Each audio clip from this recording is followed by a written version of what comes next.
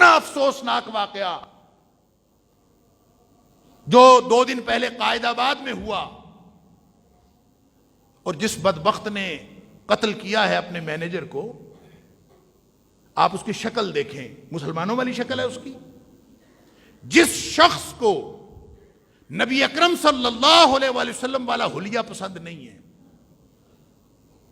نبی کریم صلی اللہ علیہ وسلم نے، آپ کی تو داڑھی مبارک تھی، آپ کی تو ریش مبارک تھی، اور جس کو داڑھی رکھنا پسند نہیں ہے اپنے چہرے کے اوپر، لعنت ہے اس کے اوپر جو کہے میں عاشق رسول ہوں۔ جس شخص کو نبی کریم صلی اللہ علیہ وسلم کے چہرے اقدس جیسا چہرہ بنانا پسند نہیں ہے، جس خاتون کو عزت مآب بیٹیاں نبی کریم صلی اللہ علیہ وسلم کی اور عزت مآب ازواج مطہرات جیسا بننا پسند نہیں ہے، اور ان کی طرح پردہ کرنے کی وہ قائل نہیں ہے، اور وہ اس پردے کے جنجال سے نکلی ہوئی ہے اور ہر طرح کی بے حیائی کا ارتکاب کرتی ہے، وہ اگر عاشق رسول ہونے کا دعویٰ کرے تو اس کے اوپر بھی لعنت۔ پھر ہم نے یہ کیسا معاشرہ بنا لیا ہے کہ پھر ہم نے اپنے ذمے یہ بھی لگا لیا ہے کہ ہم نے گستاخی کے سرٹیفکیٹ بھی خود ہی دینے اور فیصلہ بھی خود ہی کرنا ہے اور سزا بھی خود ہی امپلیمنٹ کرنی۔ انا للہ و انا الیہ راجعون۔ یہاں پہ کوئی 1-2 سال پرانی بات ہے، 2-3 سال شاید اس سے بھی زیادہ، ناموس رسالت کے حوالے سے بات ہو رہی تھی، تو بڑے 2-3 جمعے یہ گفتگو چلی، اور میں نے عرض کیا جو ہمارے نبی اکرم صلی اللہ علیہ وسلم کی حدیث سے، اللہ کے قرآن سے جو کچھ ہمیں سمجھ آتی ہے، جو کچھ ائمہ کرام نے جو کچھ کہا ہے، اس سے جو سمجھ آئی، میں نے عرض کیا کہ ناموس رسالت کے اوپر جو بھی شخص حملہ کرے، کوئی بھی گستاخی کرے، اس کی سزا تو موت ہے، اس کے علاوہ کوئی سزا نہیں ہو سکتی، لیکن اس سزا کو امپلیمنٹ کرنے کا اختیار صرف ریاست کا ہے۔ یہ بات میں نے یہاں کہی تو ایک ہمارا دوست نمازی،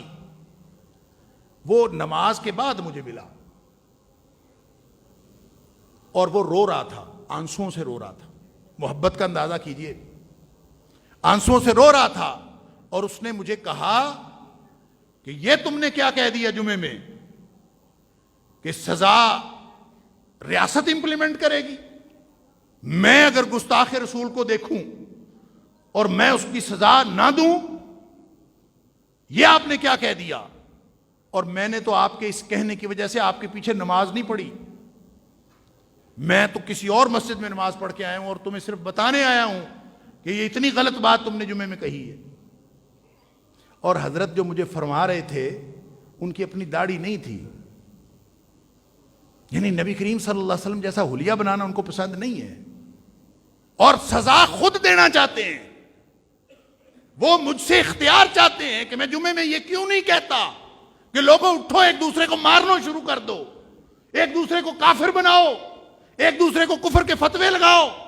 اور مارنا شروع کر دو، میں یہ کیوں نہیں کہتا؟ اس لیے حضرت کی نماز میرے پیچھے نہیں ہوتی، اور وہ نماز کسی اور مسجد میں پڑھ کے آئے ہیں۔ جس کی نماز اس وجہ سے میرے پیچھے نہیں ہوتی، اس کو کبھی میرے پیچھے نماز نہیں پڑھنی چاہیے۔ ہم نے اس معاشرے کو کیا بنانا ہے؟ حیوانی معاشرہ بنانا؟ اس معاشرے کو ہم کیا بنانا چاہتے ہیں؟ کوئی تحمل، کوئی برداشت، کچھ نرمی، کوئی تحمل، کوئی اخلاق کی ایک رمق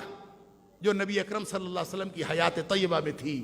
کوئی کچھ ہمارے پاس بھی آ جاتی،